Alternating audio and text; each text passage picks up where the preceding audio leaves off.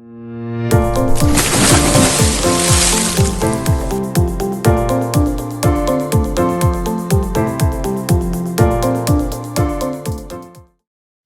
this is Fish. We're back in the tank, and I'm always wondering who's going to dive into this puppy and what kind of dive they're going to do. My guests today have promised to do an absolute amazing swan into a half gainer and a full twist before they hit the bottom of the tank.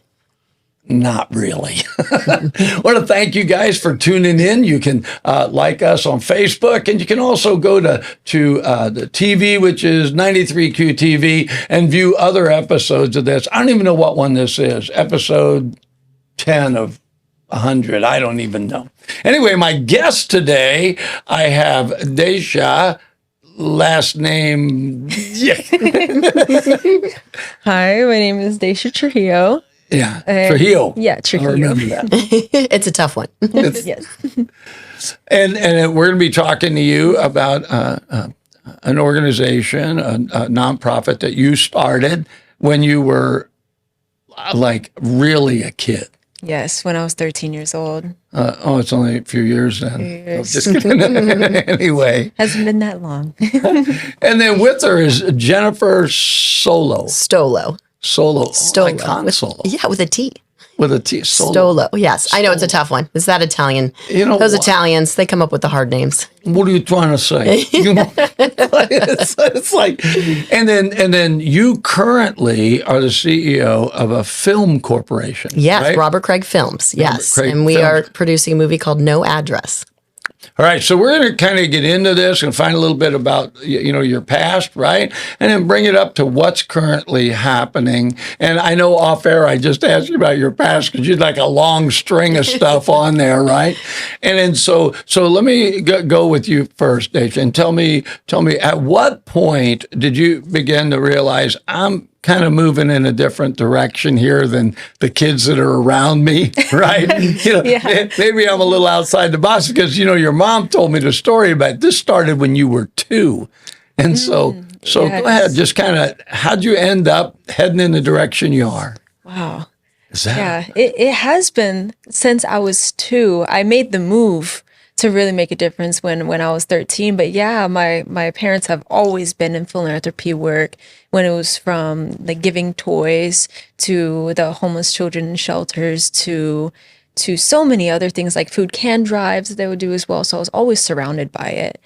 And what really pushed me to make the move, and when I like realized, hey, I'm a little different here, is different. a good different. Yes.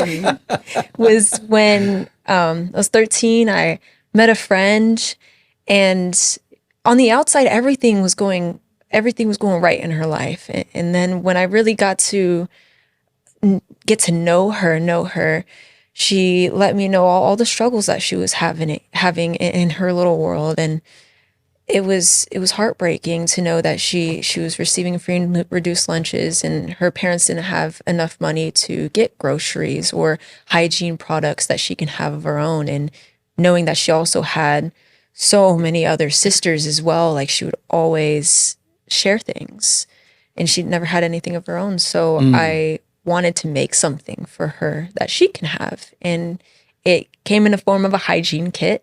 I remember drawing up a picture of a little box, which was the kit, and then all the shampoos, conditioners, soaps, what I imagined what I wanted to be in this kit.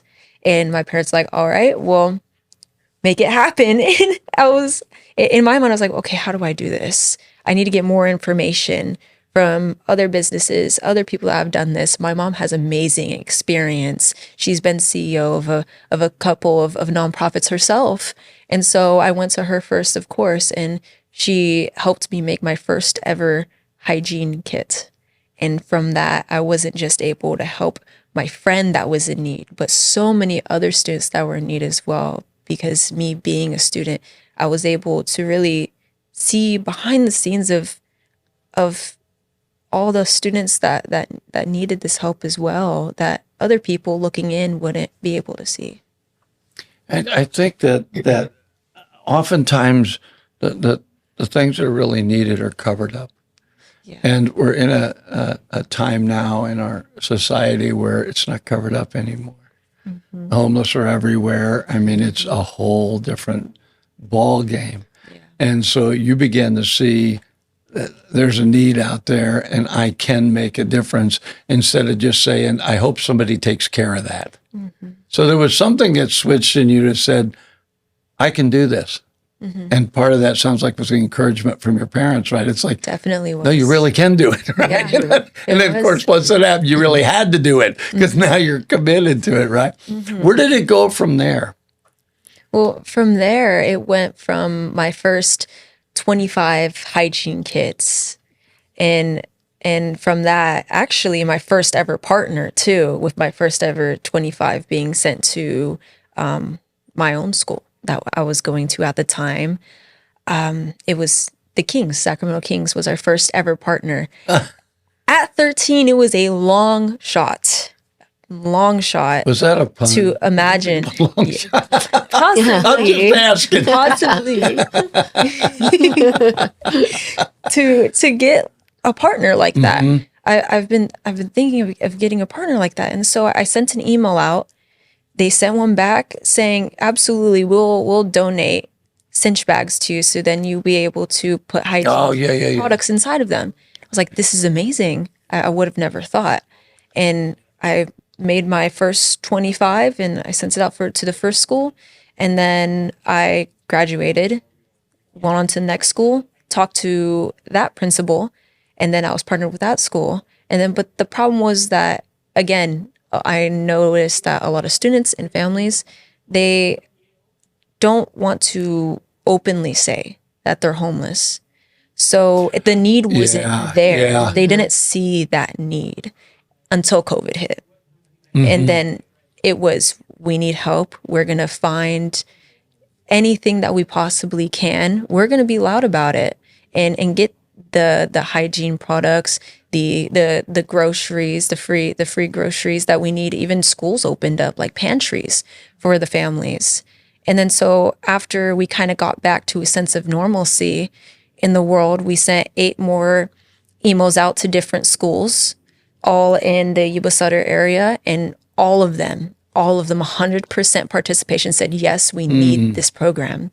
And so I bagged up, I know that I've reached 2,000 students, and I've helped 2,000 students at this time. But all 8 of the schools I had donated to hygiene kits to them. And from that, it just skyrocketed. So now you ended up, you were up here and connected with those schools. Now you've gone on and gone to college now, right? So you're not in the area for that, but you're still connected here, right? I'm still connected here. I did a bagging event, yes, in William Jessup University recently, and we bagged 1,000 hygiene kits, and that was wow. Yeah, Yes, Miss Stolo surprised me there, as well as Craig, which is the producer of Robert Craig's films. And I was just so ecstatic and happy that all these students, there was about 40 of them that came to help bag these hygiene kits.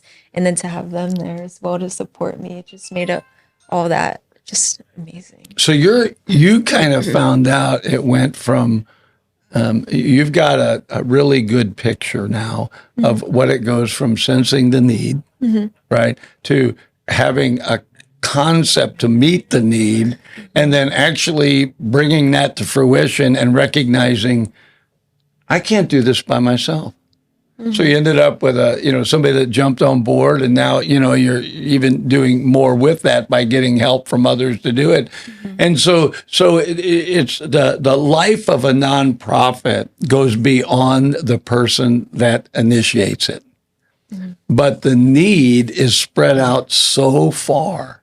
You can't reach all the people that are hungry in the world, even though you'd like to, right? And it's like, so you have to kind of find that balance, right? Where's the middle of this? Where can I help? And then where do I have to let that go? I have college classes to take, right? I actually have to finish my education, but I want to keep doing it. And so I said all that to kind of point this question out, and it it does beg the question that's birthed inside you, which means to me that's part of who you are.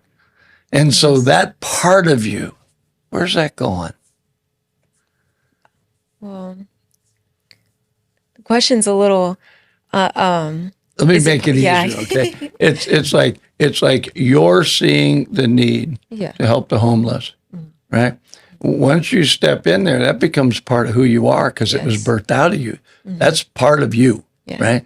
So where is that part going? You're growing, you're not 13 anymore, right? You're years old. Do that when it's my turn. Jennifer, I will make sure that happens when we get there. And so I just want to know, see, because it doesn't go away. It's part, we really wish everybody was full of compassion, right? But the truth of the matter is some people are so wounded, so in need, they can't think past the hole they're in. So they might not have that. And so since that was birthed in you, and you did mention this was part of my family fostered this in me, right? It's what they did. But now that it's in me and I'm going to school and it's like, so you said you just recently did something at the college. Yeah. So it's still there. It hasn't gone away. Yeah. So my question is, do you see that in your life as you're moving forward? Are there things that's coming to your mind and heart and go, well, I'd really like to be a member of the United Nations? I realize that might be a bit of a step, but do you think about things like that? Like what's coming up? What can I be part of? Well, just growing up, looking more into the future, it's just my passion to help the community and homeless students and students that are in need, just to feel clean and confident when going to school. That passion is just going to grow even stronger as I am doing my college classes, as I'm getting older and experiencing more. And it's just, even with all the students that are around me and all the friends that I make, it helps me just kind of sit down and realize, okay, what else do they need? Do they need things like shampoos and conditioners or anything like that? Anything I could add into the hygiene kit itself, and how I could just make sure that my program gets to as many schools as I can possibly get to within my lifetime. Yeah. And so it's just kind of imagining. At one point, I had to sit down and think, since I'm going to college, the classes are getting harder. I have less time. Can I imagine a life without it? No, I can't. I cannot imagine a life without my nonprofit, without being able to help somebody, because I'm in a situation, a place in my life where I'm okay, I'm good. So if I am, then I should have the ability to help someone else that's in need, and I'm going to do that. You way beyond answered my question. That was exactly what I was asking, because it didn't take long in meeting you to realize it's really who you are. You're not phony. You're not, I'm doing this so everybody will look at me, right? It's very obvious. This is really integral to who you are. This isn't I'm just going to, right? Because I want all my friends to know I'm somebody. You somewhere along the line, you figured out you are somebody. And the minute you find purpose and find out you can make a difference, that's when you become somebody. When everything is me, it really doesn't work. Now, there has to be a side, though, where Daysha's just an everyday girl. She has normal girl stuff going on. And you and I were talking earlier, and you said, I'd like to just do a program where we just talked about random stuff. I love random. Right? And so I'm like, so there is a time when you're serious, and then a time when you just have to kind of, right? Be you, right? It's not that that's not a part of you, but it's a part of you. So give me a little insight on who the little random girl is. Who is she? Oh man. Well, the random girl is somebody that loves to do experiments, like in labs, because I am a biochem major. Just out at random, I would like do all these different experiments. Like one time when I was younger, it was completely random. My parents were like, wait, what? Because they got me a mechanoid, which is a robot that you build from wire up. Yeah. and you even code it too.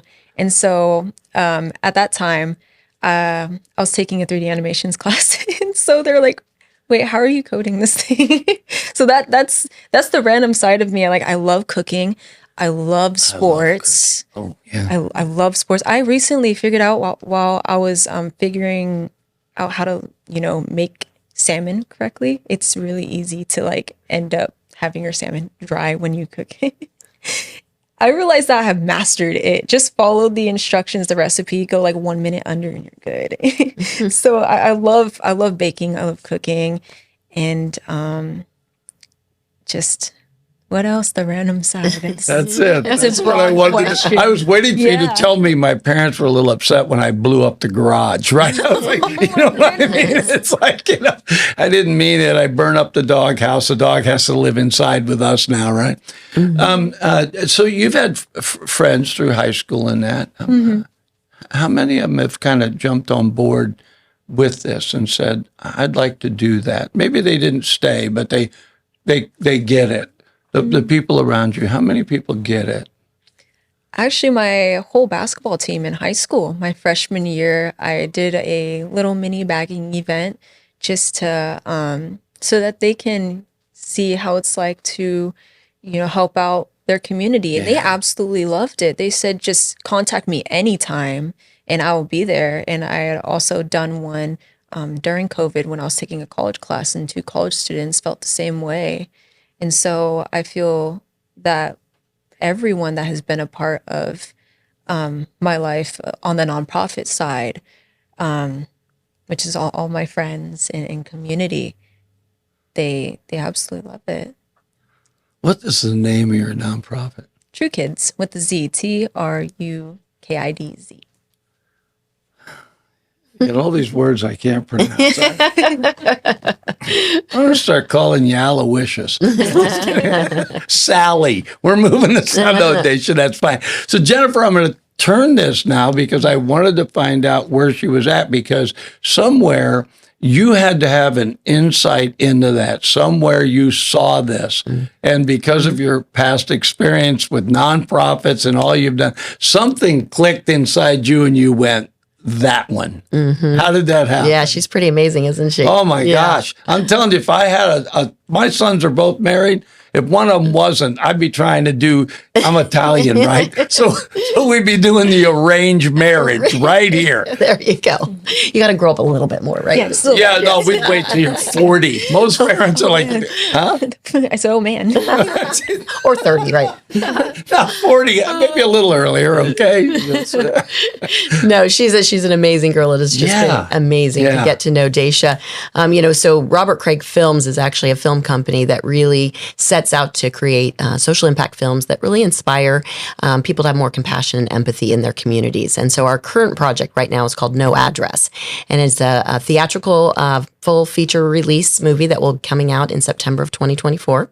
Oh, wow. Yeah. Right around the corner, really. Right around the corner, yes. We're in post-production right now. And so we set out actually to create this movie. It's about a group of individuals that fall into homelessness unexpectedly. And it really is showcasing the human side of the situation, that it could happen to anyone. And in doing so, we wanted to make sure the movie was authentic. And so we actually all the producers set out for 3 weeks on a bus tour across the U.S. to really study the homeless crisis in America. And in doing so, we came upon many nonprofits that are doing phenomenal work. Everywhere, right? They are boots on the ground, right? They are the shelter programs, the services that people need. And so we spent 3 weeks really meeting up and discussing and interviewing so many people, from all different sides, political policy leaders, as well as these national nonprofit leaders, Salvation Army, City Gate Network, all the rescue mission centers, and really came to understand, first of all, the crisis in order to make our movie authentic. But what we really learned was so much more. And it was just a profound experience that we actually turned it into a documentary. So we do have a documentary called Americans with No Address. So it's a movie. There's a movie. And then a documentary. And a documentary, yes. The documentary will come out first in the spring. that really kind of showcases the bleak realities of the situation. And then the movie will be a theatrical release with stars like Billy Baldwin, and Ashanti, and so a number of Hollywood actors and actresses that play in this movie. But in filming it, then we decided as we came back from this bus tour that really these nonprofits needed to be a part of the work that we're doing. And so with talking to over 150 of them, we decided Robert Craig is very generous, and he really has a heart for what he does and the kind of films that he creates. And so he decided to give back 50% of all the net proceeds of all of our upcoming productions this year back to nonprofits that are addressing homelessness. Oh, that's Yeah. So with doing that, we've really come alongside all different nonprofits. And so we invited them to the set to be a part of the movie if they could. And so Daysha actually is an extra in the movie No Address, which is really exciting. She and I did not meet then. We met later then as these nonprofits apply, and they can apply at noaddressmovie.com. You can apply as a nonprofit if you're addressing homelessness. And so that's how we got connected more in the nonprofit side of things. And I came out actually to see what she was doing at William Jessup, and we got to meet in person and see her in action with her and her students. And it was just super heartwarming for me. As you said, my background for 28 years has been leading companies whose focus is social impact, particularly nonprofits.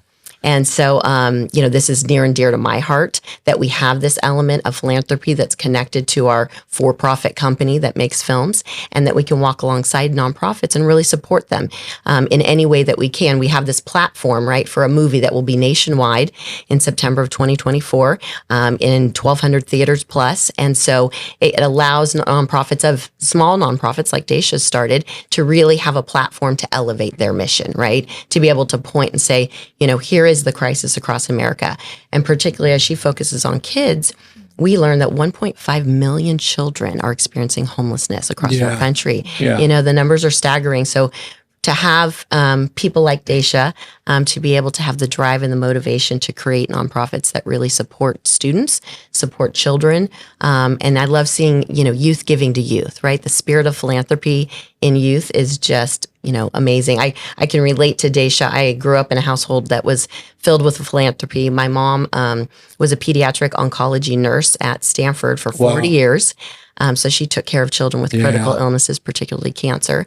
My father was very involved in philanthropy. So I had that spirit of philanthropy that was ingrained in me from a young age that allowed me to go to college and walk out the door and do this in my entire career. And so I really admire what she's doing. I feel very connected to it and see the good that she's doing so much. So it's funny that you talk about that. I was a pastor for a number of years, and then had an opportunity to be on commercial radio and talk radio. And, by then I'm in my 60s, and I'm thinking, Lord, what are you doing with me now? Never realizing my point being nonprofits. Churches are nonprofits. Absolutely. And they generally have a tendency to get connected with other nonprofits, trying to help each other. And when this opportunity came to have an LPFM, which I have the radio station, and then this is separate, the podcasting, right?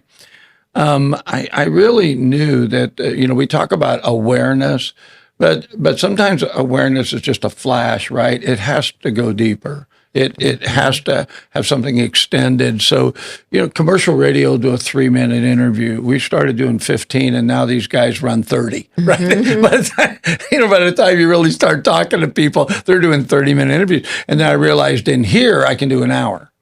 And that enables me to go just beyond, hey, I'm introducing this, but this is why. This is the heart of it. That's why I ask you not just how it started, but Daysha, how did it? Because it was churning inside you and growing, and now it's such a ingrained part of you that no matter what you do, that's going to be there, right? And when that happens for people, and obviously, Jennifer, that happened for you because you've been involved in more than one nonprofit to do things to help people for years now. Thank you. We said we were not going to do that. No birthdays allowed.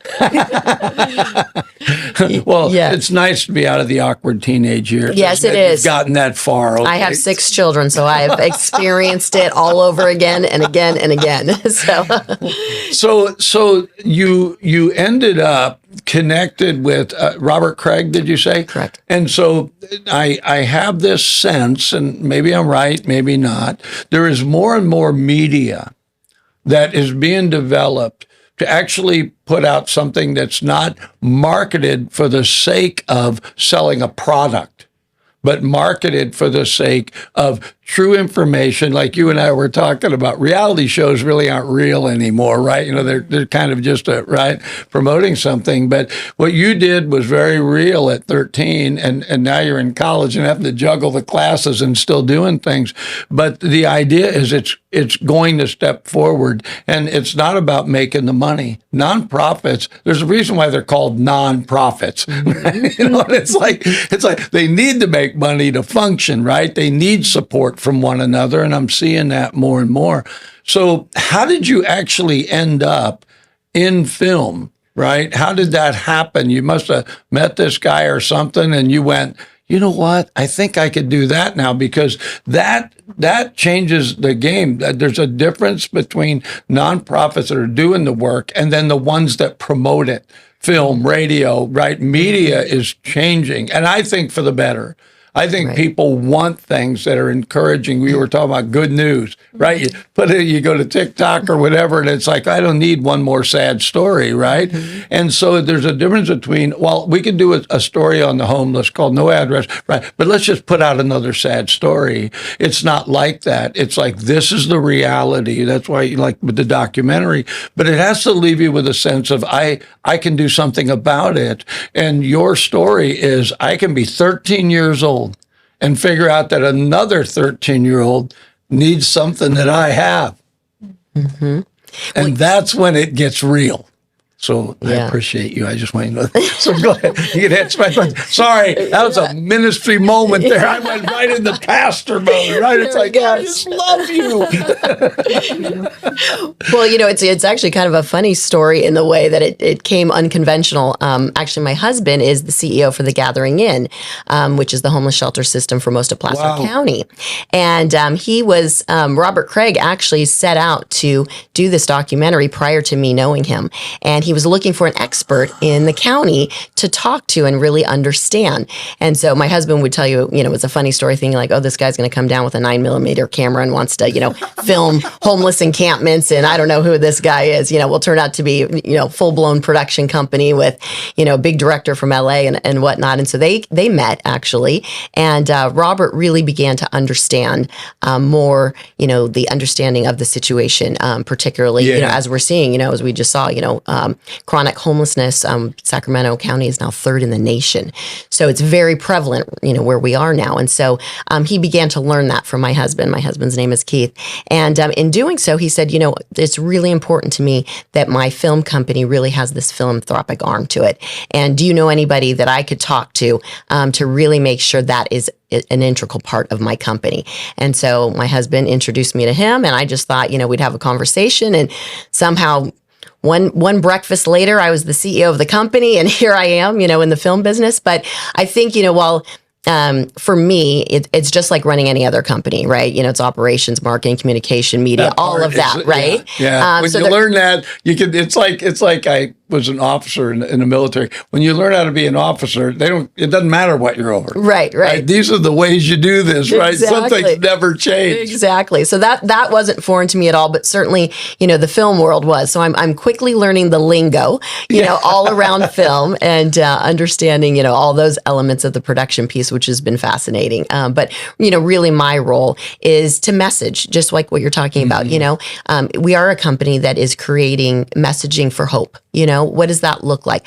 An element of understanding and awareness, you know, really looking, like I said, at the human side of this situation. This particular movie is around homelessness. And we've saw it as we took this 3-week bus tour of what's working, what's not working, you know, programs that are just incredible for communities statewide, you know, sorts of things. And so it's our responsibility, we feel like, to be able to share that awareness, to be able to share the understanding.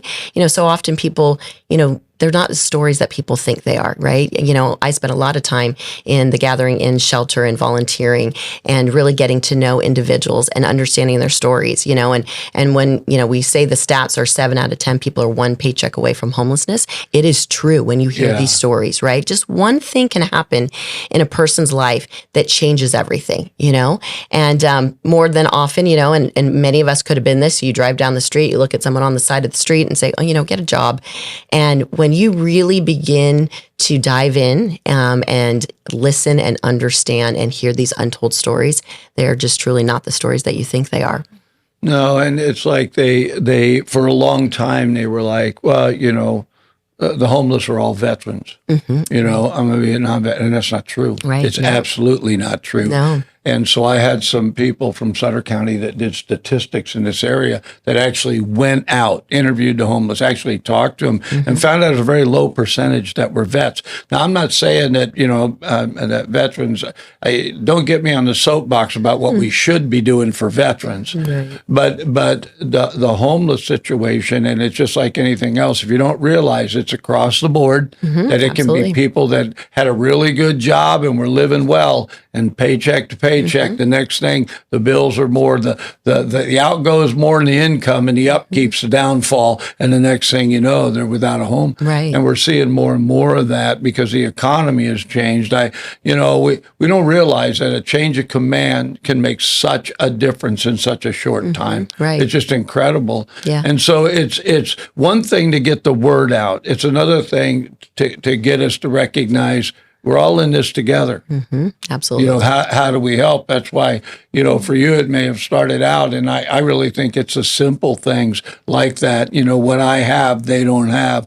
And I have the means to get them that. And from the local level on up. And nonprofits are very unique in our society for what they do, but they're almost without fail viewed as helping, right? Now, and I know there's ones that are not legitimate. You can get a nonprofit, say you're a nonprofit, you're really, you know, you're living in a nice home, you're not homeless, right? You know, and so I understand that as well.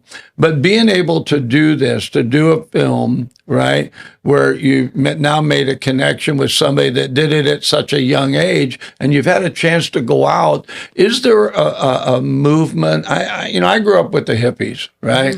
You know, and we were very different, right? And, you know, even with church, I don't know if you guys have seen the movie Jesus Revolution, right? Right. Church I went to was like that, right? Yeah. I went in and, man, I had a big afro and the whole thing, right? And it's like they were not ready for us. Yeah, yeah. But we were kids that were looking for peace and love. And we met the Prince of Peace and were loved. And all of a sudden, our world's changed. Right. And I feel like the society we're in now isn't a whole lot different. We had Vietnam, Watts riots, corruption in government, all the things we're seeing now. And what people want is hope. They want to know there is something beyond this tragedy they see all around them. Right, yeah. And it's my hope that when things like this come about, that's why I was really encouraged to hear your story. I want to know the next generation is figuring it out. Right. You're not on this planet alone just for you. You are actually here for others, right? You know, yeah. Which you found out as a young girl, and you found out as a young girl, there's more to life. If I don't have a purpose, I don't have hope. Absolutely. And so moving it in that direction is huge. And for you to find the film company found you, right? And then for you to find her, I'm encouraged. And you guys found me. I feel like I'm good. There you go. Well, and I love that you called it a movement, because that's actually what we feel like it's turning into, it is. right? It's very much a movement. It started as a movie, and, you know, like I said, we did this documentary, you know, we came to do this documentary, but then from that, we call it the Big Five, and we're hoping the Big Five is the movement, right? So there's a movie, there's a documentary, and then the movie the screenplay has won a tremendous amount of awards, including 79 Best Screenplay Awards. And so from that, we decided to do a book. And so that's the third part of our production. And so No Address will be authored by Ken Abraham, who is a New York Times bestselling author, which is fabulous. So that's another element that we can put out, into this world for people to learn and understand. And then the next part actually is a study guide. So back to, churches and all of this, there's amazing churches that have homeless ministries that really want to do more. And so often they don't know how to help. And Boy, that's true. Yeah. That is so true. So we actually brought together a number of industry leaders and created this study guide. It's a 100-page study guide. It actually was released just yesterday on Amazon, so you can actually do pre-sales for it. But it's a wonderful way for particularly churches to come together in Bible study or any type of long length of time where they can actually figure out what they can do in their communities. And so this is another neat piece that we feel like touches another group of people that really can do help, in their community, alongside of these nonprofits, alongside of bringing, part this documentary to bring about the awareness. It really talks about how did this all start? We all think homelessness started during the pandemic. It started 3 decades ago, right? Oh, yeah. So there's, it's been around. Yeah. They And used to mental call health. them hobos. They were riding on the trains, right? Right. It started a long time ago. Exactly. Yeah. So I think the documentary will be a wonderful educational piece for people to understand how this started, but then provide, like you said, the hope of what can we do as a community? How do we come together to do that in order to create this movement? Because we have to do something now. Like you said, it's prevalent. You see it everywhere. I like that because I tell people all the time, I can't change Washington. Right. I don't live there. Right. I can't change Sacramento. I don't live there. I have to look down where my feet are and say, this is where it starts, right here. Yeah. And doing radio here and talking to people, we have different ones that I bring on for exactly that reason. We had what the government's doing for homeless. We had them for 5 weeks straight coming in saying, these are the different entities that are helping. And then we had faith-based shelters, rest shelters. We had them on. So that people are become aware there is something. And so even you would think, well, how many radios do the homeless have, right? How many of them have access to, media? But the people that have that access oftentimes will know somebody in that condition. In other words, or they'll meet them and they'll say, okay, I know about this. So part of that is what you're talking about. It's like you can be in a church and really, Lord, help me help others and not know how to do it. Right. So having a documentary come out that says, hey, look, this is a situation. These are the kinds of things that can be done. Having a study guide where a church can say, hey, look, here is a valuable resource. We want to help, but we don't know how. And actually, as you were talking, I was thinking that, well, how do you take it to the next level? How do you get the information in the hands where people can make it work, right? Absolutely. How can you make it work, right? And when you think of it at the level that you were at, it's like, well, I can see this need. Oh, I can fill this need. Then the next obvious step is, how do I get others to work with me? How do others, how do I, like you said, your basketball team, that was easy. Hey, let's do this, right? And they're all like, yeah, let's do this. Amazingly enough, the scripture that says it's more blessed to give than receive is actually true. But a lot of people, it sounds terrible, but a lot of people have never really experienced giving, right? They think giving is, I'll give $10. Giving is, I'm going to give 2 hours of my time and $10, right? I'm going to invest my life in this, not just that. Yeah. And you did that. I just love you. You're amazing. And you give like a really good point. I too would love to just have my nonprofit out in just everywhere, every state, every country, make sure that every student gets a hygiene kit so they too can feel just clean and confident, ready just to take on the world. And knowing that even in one of the schools that I'm partnered with alone, they have 400 plus homeless students. And some of them even live on the riverbanks. And this week on Monday, I took a trip up to Shasta County. And just going up there, it's a beautiful drive. But from the car fire, it's just the devastation that I've seen up there. It's heartbreaking. In the school that I drove up to, the fire got so close to that school. And the counselor that I was talking to, that I was giving the hygiene kits to, she had told me that their school had lost their students and their mom and dad. Oh, man. And so just knowing that that school needs help, and they also gave me the information on that 28 other schools up there in Shasta County also need help. They're looking for anything and everything that they can in order to help their learning, growing students grow up in an environment that's not just homelessness. They've told me that a lot of people up there are struggling, and that's why I'm trying to find funding for my nonprofit so that I'm able to give them the products, the hygiene kits that they need. Let's talk about that for a minute. I don't know how much time we have left, but I don't really care. I own this, so. And Kurt will fix whatever I botch. I love it. I can mess this up and Kurt will fix it. I love that. You just can relax and be you. So let's talk about that for a minute, because nonprofits funding is a huge issue. I know where you can find a really good CEO that knows how to fundraise.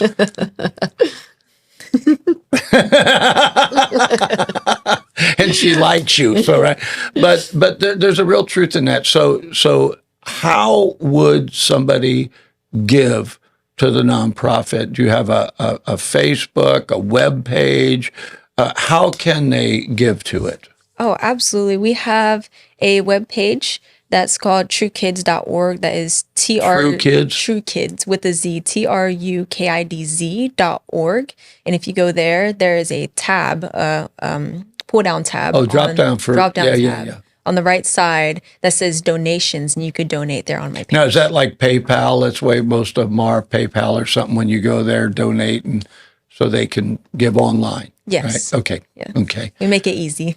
Yeah. And so that's one way. And then let's say they want to not just give monetarily, but they want to help. How would they do that? Help by in-kind donations, or help out at a bagging event? I think like that, a bagging event. How, where it's a hands-on, I want to actually, I'll give you my money, but I want to be in the trenches, ground floor. How do I do that? How do I help? I mean, when you get ready to put this stuff together, is that what you do? You have a bagging event, and you can invite people in to help, right? Yes. So we do invite people. They're usually the students from that school. Oh, good idea. And that's why Great. I had also created an ambassadorship program so that the students that are part of the ambassadorship program can be a part of these bagging events. They can get that feeling of helping out their community. And at the end of the year, they also get a letter of recommendation from my nonprofit showing that they had helped their community out through service. And it's amazing. And if a person outside of that realm would like to join, I would say, I've never actually had that happen. Send out an email. We'll do a pilot program. Did you see the movie Elf? Yes. Okay, so when he's doing the Etch-a-Sketch and he's way behind the elves. Yeah. So you get me to come in and you get these young people say, go help that old man. He's only pack one all day. We need him to do more. Just kidding. It was pretty remarkable, Fish, to see, because I was there at William Jessup, and what did you say, 1,000 students? Or you did 1,000 kids, We did right? 1,000 kids. Yeah, and it was, the whole basketball team, the cheer team, they all came in groups, over a long period of time and came into this one room and bagged them together. And it was so neat to watch. And kids helping kids, Well, and things get marked wrong. Gen X was marked as lazy. Gen X has produced more entrepreneurs than any other generation ever. The entitlement generation, right? They're just entitled, right? You know what they've done? They will take a job for less money if they know they're making a difference. You have to wait and see what that, I came out of that generation that it's like, you guys are just a bunch of hoodlums, and I was, but I got over it. Right? I found Jesus, I got saved. Right? But it's like what were we going to do? We were running around saying we want peace and love. Right? We were ones that should have gotten involved. Probably in a lot more nonprofit businesses. There's a lot more now that are available and things to do. But, we pushed forward what we were going to do. We ended up being a generation that marketed everything. We marketed the church. I mean, we just, if it was marketable, we did it, right? We were like on it. We want everybody to know, right? So each generation has something good, but I think it's time. I think it's time. There is a movement. There is a stirring in the air that says, hey, how can we look? If I am not waiting on Washington or Sacramento to make a difference, I think we're past that, right? And so it's like, how are you going to make a difference? You connect with a film company. You put information out there. You start out with one kit, and now you're making a ton of kits. You begin to work from where you're at and make a difference. Make your life valuable. Make it valuable to somebody else, right? That whole idea of it's all about me. I've talked to kids. They're passing that. They're like, nope. That was the ones before me. I'm moving on, right? And so a lot of things that are changing, we just haven't seen the change connect with each other. Yeah. We can all feel it in our own space where we're at, but right. So you guys were fortunate enough. You both had the change and you went, right? Yeah. And so it's just one more connection, right? Tell me how people can find out more before I run out of time. Yeah, so we're noaddressmovie.com. You can also follow us on our socials, No Address Movie, Facebook, Instagram. I do an Instagram Live every week with different nonprofits across the country that are partnering with us. Wow. And if there are nonprofits still out there that want to apply, they can also go to the same noaddressmovie.com and apply right on. Yeah. Absolutely. And join the movement, right? I mean, if you're a nonprofit, come and partner with us. And otherwise, these 5 different productions, the way that we'll reach people through a movie, through a documentary, through a book, through the soundtrack, music. Jada Marcus of Rascal Flatts is doing an original song for us. And then these study guides that are now, it's called No Address Interactive Study Guide and is live on Amazon as of yesterday. And so church groups, nonprofits, other small groups that really... So that's available now. Yeah, it's for pre-sales. So it will actually launch March 5th, but you can go on Amazon right now, No Address Interactive Study Guide, and you can reserve. Is that an accident that you're marketing on voting day? It's just being released. What are you trying to say, Jennifer? But it'll be, I think, a wonderful tool, like you said, for church groups and other groups that really want to dive into the tank, and just really do something, make tangible change. And I think, like you said, this generation, they really are trying to affect change in so many tangible ways. And so I love seeing that in that spirit. See, I believe people are people. I do believe there's different maturity levels, different ages, different genders, different blah, blah, blah. But at the heart, there's zero reason we can't work together. Mm-hmm, absolutely.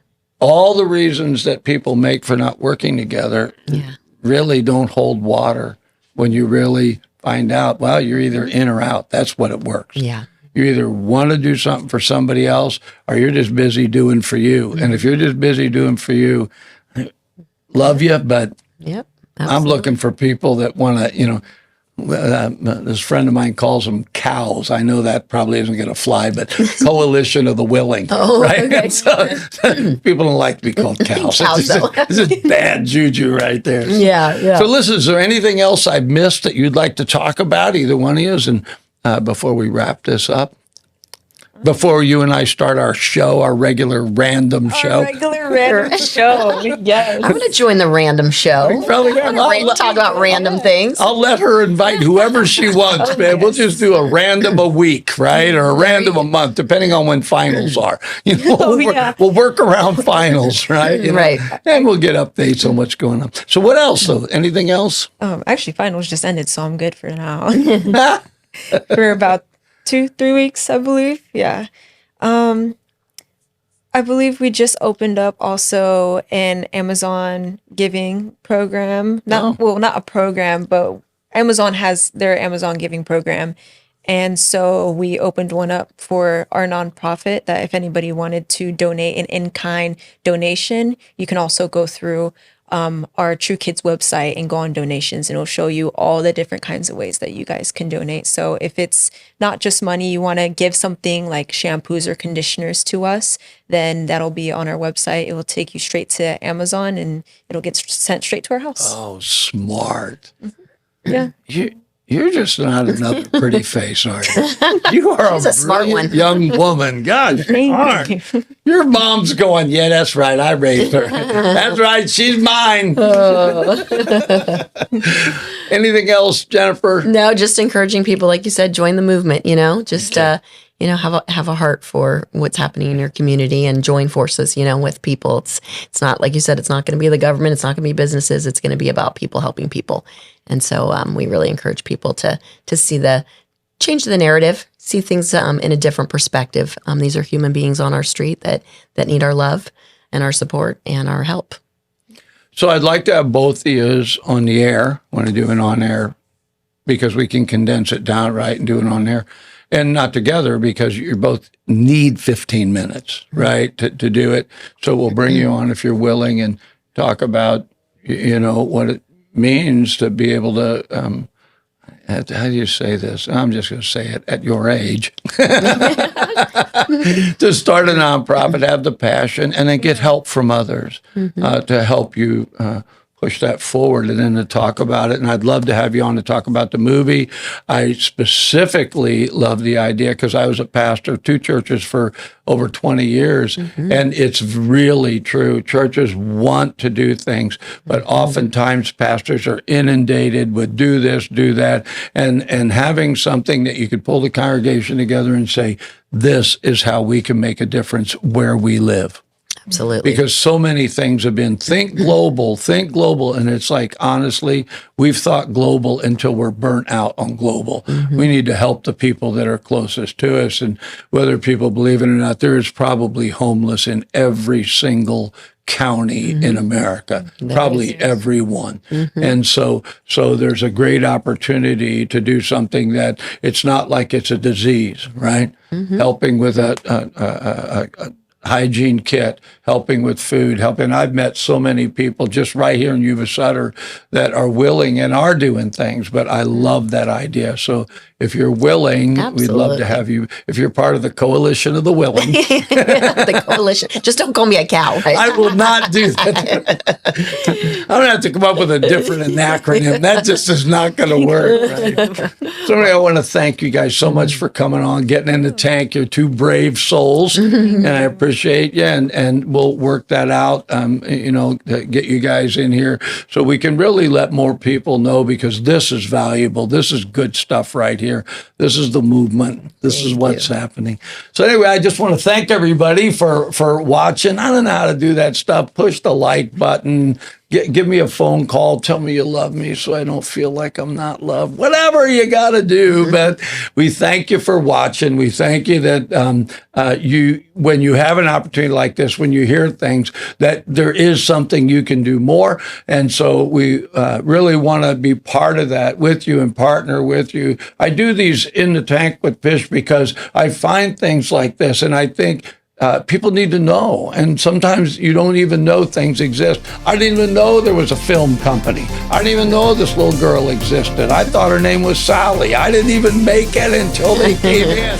And Daysha let me know who she was, and Jennifer. And so we just want to thank them. But thank you for watching. We'll see you in the next fish tank. You never know who's diving in here.